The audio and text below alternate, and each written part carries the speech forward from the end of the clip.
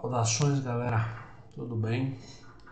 Bom, então, dando continuidade ao nosso conteúdo, ao conteúdo do livro, hoje a gente vai estudar o que é Estado. E aí, vocês já pararam para refletir sobre o que é o Estado? Qual a função do Estado, para que ele serve? A gente quase sempre ouve a expressão Estado, mas quase nunca para refletir sobre ela. Estado vem do latim status e significa estar firme. Nada mais do que oferecer sustentáculo, oferecer base, oferecer estrutura. Mas, trocando em miúdos, o que é o Estado? O Estado é o conjunto de instituições por meio dos quais se organiza uma sociedade. Sim, instituições. E essas instituições, elas são diversas. Exemplo, o Senado é uma instituição do Estado. A Câmara é uma instituição do Estado. Mas a família também é uma instituição que participa do Estado. A escola também é uma instituição do Estado. Então percebam que, na verdade, o que a gente chama de conjunto de instituições são as estruturas que facilitam a organização desse Estado, que colaboram dentro dos seus limites, dentro das suas possibilidades, para a organização do Estado. Mas para que exista um Estado, o que é necessário? Já parou para pensar? Bom, 3 elementos são fundamentais para pensarmos as estruturas de um Estado. O governo, não existe um Estado sem um governo, não existe um Estado sem uma cabeça que organize, não existe um Estado sem território e não existe um Estado sem povo. Então, governo, território e povo são os elementos primordiais na formação, na constituição de um Estado. Aqui, óbvio, cabe um parêntese. Há um Estado que não tem povo, não nascido nele. Há um Estado que tem um território minúsculo. E o governo não necessariamente é um governo nos mesmos moldes, nas mesmas estruturas dos outros governos. Que Estado é esse? Não sabe? Pensa direitinho. Pensa mais um pouco. O Vaticano. O Vaticano é um Estado a serviço da cúpula da Igreja Católica. O Vaticano é a cúpula da Igreja Católica. Então ninguém nasce no Vaticano. O Vaticano não tem um único cidadão. O Vaticano funciona como um centro de poder da Igreja Católica. As pessoas vão para o Vaticano trabalhar, as pessoas vão para o Vaticano governar as estruturas da Igreja Católica, mas elas não vivem lá, elas não nascem lá, elas não compõem aquele território, elas não compõem aquele lugar. Tranquilo? Então percebam, mas aí provavelmente você deve estar se perguntando, Etel, mas Estado, a Bahia não é um Estado? Sim, a Bahia é um Estado. Mas quando eu falo Estado e pergunto para você o que é o Estado, eu não estou falando de uma unidade da federação dentro do país, não. Eu estou falando de um Estado nacional. E o que é um Estado nacional se a gente levar para a linguagem mais simples? Um país. O Brasil é um Estado nacional. A Alemanha é um Estado nacional. Qualquer país que você pensar é um Estado nacional. Quando a gente, por exemplo, fala do Brasil, a gente costuma dizer a União. A união de quê? A união de todas as unidades federativas que compõem esse país, que compõem esse Estado-nação. Para Aristóteles, o Estado é uma decorrência natural. Vocês se recordam que a gente já estudou o capítulo que trata do homem como um animal político. E essa frase é de Aristóteles. Aristóteles nos diz que o homem é um animal político porque ele está naturalmente inclinado. Deixa eu reclamar, Salomé, aqui. Sal, parou? Tá passando gente na rua, ela fica latindo. Bom, o homem está inclinado à vida em sociedade. E como ele deseja que essa sociedade flua da melhor forma possível, então ele se organiza de maneira política. Ele se organiza a partir da política. Já que, para esse mesmo filósofo Aristóteles, a política é o meio pelo qual os seres humanos buscam a felicidade coletiva. Então, seria a política responsável por promover a organização da sociedade, por promover a gestão desse Estado em benefício das pessoas que habitam nele. Já para os sofistas, pensadores e professores particulares, mestres em retórica, que foram inclusive anteriores ao pensamento de Aristóteles, para eles o Estado é uma convenção. Como assim, então, uma convenção? Sim, uma convenção. Quando todos os indivíduos presentes dentro daquela sociedade, ou pelo menos os indivíduos que têm direito à voz, que têm direito a expressar o que pensam, definem que a partir daquele momento haverá uma força maior do que eles, que é o Estado, e que esse Estado determinará as leis que regem a sociedade, e que todos esses indivíduos a partir de agora irão se adequar a essas regras, a essas leis. Então isso é uma convenção. Eu poderia citar um exemplo mais cotidiano, mais simples para a gente pensar. Exemplo, suponha que a gente esteja em sala de aula e é norma da sala de aula não usar boné. Logo, todos os presentes na sala não devem estar de chapéu, de boné, de gorro, seja lá o que for. Se alguém decide colocar o boné, a autoridade presente na sala, seja o professor, seja o coordenador, seja o diretor, seja o líder da sala, vai convidar esse indivíduo a retirar esse boné. Por quê? Porque ele está ferindo uma convenção, uma forma de organizar aquele espaço social que é a sala de aula. Então, os sofistas, ao afirmarem que o Estado é uma convenção, eles pensaram apenas essa convenção num espaço mais amplo, nas relações sociais. Na Idade Média, a Igreja defendia que o Estado era fruto da vontade de Deus. Aqui, vocês devem se recordar do direito divino de governar. Esse conceito de direito divino, ele permanece ali na Idade Média, no centro da Europa, mas ele também é utilizado em diversas outras partes do mundo. Por quê? Porque esse direito divino é posto como Deus escolhendo um governante para governar todo o restante daquela população. Logo, com isso, a monarquia que defendia esse direito divino colocava o seu poder como inquestionável. Por quê? Porque se Deus escolheu aquele indivíduo para governar, quem são os seres humanos, quem são esses seres mortais e frágeis para contestarem esse direito de governar divino? Então, meio que atribuía a Deus a escolha do rei, tirava dos seres humanos o poder de questionar essa escolha, de contestar essa escolha. E isso, óbvio, servia muito bem aos interesses dos reis, das monarquias de um modo geral. Vocês vão estudar no próximo capítulo o que a gente chama de contratualismo. Existem três mais destacados, mas há outros pensadores que se alinham a essa percepção de que há um contrato social que rege a sociedade. Se eu for pensar três nomes para colocar como os principais contratualistas, os principais filósofos contratualistas, eu colocaria Thomas Hobbes, com sua obra O Leviatã,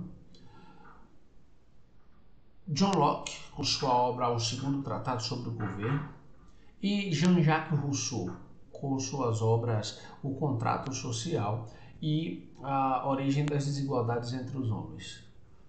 Bom, óbvio, aí eu poderia incluir Spinoza, Baruch Spinoza, que também discute essa ideia de formação do Estado. Poderia, numa certa medida, acrescentar uma parte do pensamento de Kant, mas vou ficar restrito a esses três pensadores agora. Esses três pensadores, vocês vão ver aprofundados na próxima aula, eles partem do princípio de que o Estado ele surge de um contrato entre a população e um governante. A população abre mão da maioria de suas liberdades, da maioria da possibilidade de fazer o que se quer, para que o Estado surja. O Estado se apropria dessas liberdades e aí vai, então, estabelecer regras, normas, leis que vão reger, que vão determinar o comportamento e a vida desses indivíduos. Você deve estar se perguntando como assim, então, as pessoas voluntariamente abriam mão de suas liberdades para dar ao Estado? Voluntariamente, sim. Mas não eram voluntários simplesmente por abrir mão da liberdade. É um voluntário baseado no princípio de que o Estado, em troca dessa liberdade, garantiria a vida, a própria liberdade e o direito à propriedade privada. Porque talvez você não tenha parado para refletir sobre isso, mas o que garante a sua sobrevivência é o fato de que existem leis que punem quem atentar contra a sua vida. O fato de garantir que você tenha e conserve uma propriedade privada é o fato de existir leis que protegem essa propriedade privada, impedindo... Deixa eu puxar essa porta aqui que está balançando. Impedindo, por exemplo, que ela seja invadida, que ela seja tomada de você por qualquer sujeito, qualquer indivíduo. Então, na verdade, o que o Estado oferece é uma segurança, uma proteção à vida, uma proteção à propriedade privada, uma proteção às liberdades individuais, só que dentro das regras que ele estabelecer, dentro das leis, dentro das normas. E aí, óbvio que a gente poderia passar horas aqui debatendo sobre se de fato o Estado cumpre ou não tudo isso que prometeu. Mas não é o foco agora. Agora eu preciso só que vocês entendam isso. Tranquilo? Então vamos adiante.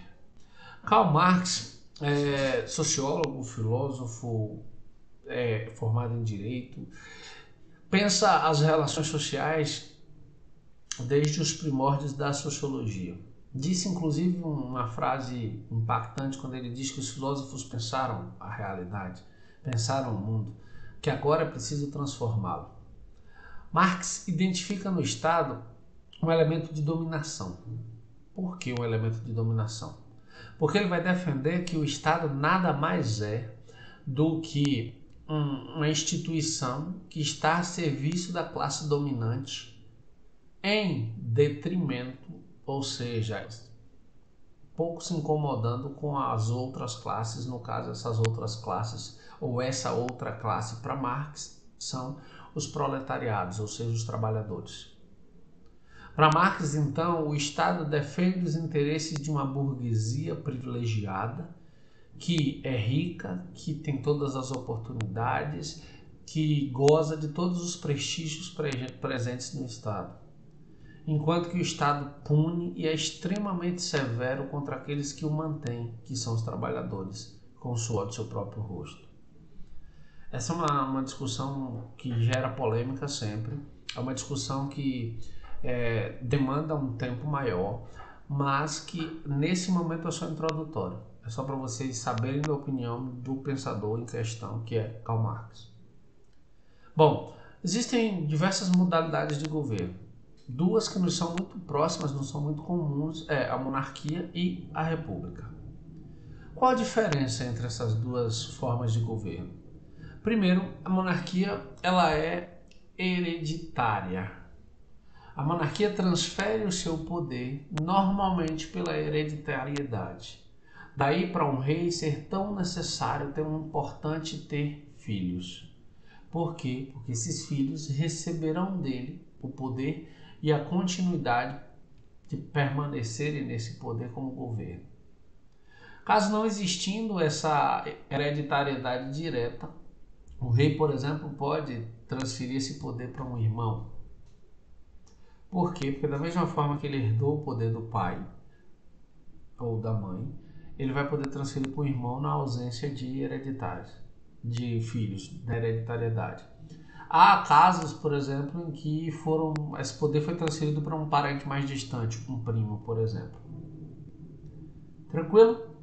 Bom, e como se dá na República?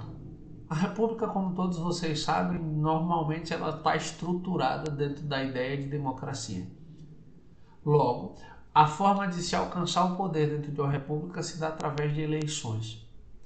E essa república tem uma democracia que ela pode ser direta, quando o povo se organiza e toma suas próprias decisões. Ou ela pode ser indireta ou participativa, como a gente costuma dizer, que é o caso da democracia brasileira, na República do Brasil. Que como é que se dá essa democracia indireta? O sujeito escolhe pessoas para representá-los. E aí, óbvio, ele vota nessas pessoas, essas pessoas são eleitas e aí vão governar a partir do poder que foi investido neles através do voto. Óbvio que quando a gente escolhe alguém para votar, a gente escolhe alguém que defende ideias que se alinham com as nossas, que defendem um projeto de país que se alinham aos nossos. A gente nunca escolhe alguém que destoe do que a gente pensa. Alguém que pense muito diferente do que nós pensamos. Há duas possibilidades de governo dentro dessa lógica. Há, no caso da monarquia, a monarquia parlamentarista e a monarquia absolutista. Porque a monarquia absolutista, o rei centraliza todo o poder. O rei é a lei. O rei é a vontade do Estado. O que o rei diz é lei. Vale. Ponto. Não há espaço para questionamento. Exemplo maior dessa monarquia absolutista, Luís XIV, rei da França. Mas há também a monarquia parlamentarista, onde o rei é o chefe de Estado e ele não governa, ele apenas reina. Ele é uma figura simbólica, um exemplo de poder. Alguém para se adorar, para se admirar. No entanto, ele não toma decisões importantes nenhuma, é uma figura simbólica. Numa monarquia parlamentarista, o parlamento escolhe o primeiro-ministro e esse primeiro-ministro é o chefe de governo. Ele que vai governar aquele país, ele que vai ter a voz, a fala final acerca das leis, acerca das organizações dessa sociedade. Um exemplo maior de monarquia parlamentarista é a Inglaterra, onde a rainha Elizabeth, ela reina, ela é uma figura carismática, uma figura simbólica, mas quem toma as decisões de organização do Estado inglês é o parlamento. A república ela pode ser parlamentarista ou presidencialista. No caso da república presidencialista, o chefe do executivo nacional, ou seja, o presidente, ele conserva para si os cargos de chefe de Estado e chefe de governo. Como assim, Theo? Chefe de Estado porque ele é a figura simbólica que representa o país. Chefe de governo porque as decisões últimas, quem sanciona as leis, quem aprova, ratifica as leis, quem toma as decisões importantes para o rumo do país é ele, o chefe do executivo. Então ele acumula os cargos de chefe de governo e chefe de Estado. Se, por acaso, nós fôssemos uma república parlamentarista, o presidente seria apenas o chefe de Estado. E o primeiro-ministro seria o chefe de governo, escolhido pelo parlamento, responsável, então, pela administração do país. Tranquilo? Então, vamos adiante. Dentro dessa lógica de estruturas de governo, há a democracia e há, no outro extremo, a ditadura. A democracia, como todos vocês sabem, é o governo do povo, onde se valoriza a liberdade de expressão, onde se estimula o debate, onde se estimula a discordância, Por quê? Porque parte-se do princípio de que todas as pessoas têm direito ao respeito e todas as pessoas têm deveres para com o Estado. E um dos princípios básicos da democracia é o respeito ao outro. É a ideia de tolerância. Resumida na frase que é atribuída a Voltaire, mas que na verdade é de Beatrice Hall, sua primeira biógrafa, que diz o seguinte, abre aspas: posso não concordar com uma só palavra do que disseres, mas defenderei até a morte o direito que tem de dizê-las. Fecha aspas. Essa frase resume a ideia de tolerância presente numa democracia real. Porque eu posso não concordar com o que você pensa, com o que você diz, com o que você faz, mas eu preciso respeitar o direito que você tem de ser autônomo, de pensar e agir como bem entender. E mesmo que você venha a ferir a lei, você será punido por essa mesma lei. Não cabe a mim, na condição de cidadão, tanto quanto você, puni-lo. Para isso existem as instituições legais. E aí, óbvio, apenas o Estado tem o monopólio da violência. Ou seja, apenas ele, o Estado, pode fazer uso da força para conter possíveis insurreições, possíveis agressões contra a população ou contra o próprio Estado. Apenas ele pode bater, pode ser violento para contra a população. Por quê? Porque a lei garante isso. E óbvio que não uma violência gratuita, mas uma violência dentro de circunstâncias que exigem uma tomada de postura mais dura. Ok? Bom, esse é o capítulo sobre o que é o Estado. Respondo às atividades, como sempre, vocês sabem. Assunto dado, atividade cobrada. E a gente se vê em breve. Tranquilo? Vai ter uma outra aula junto com essa, que também é pequena e que vai se complementar. No mais, eu fico por aqui e a gente se encontra em breve. Até mais!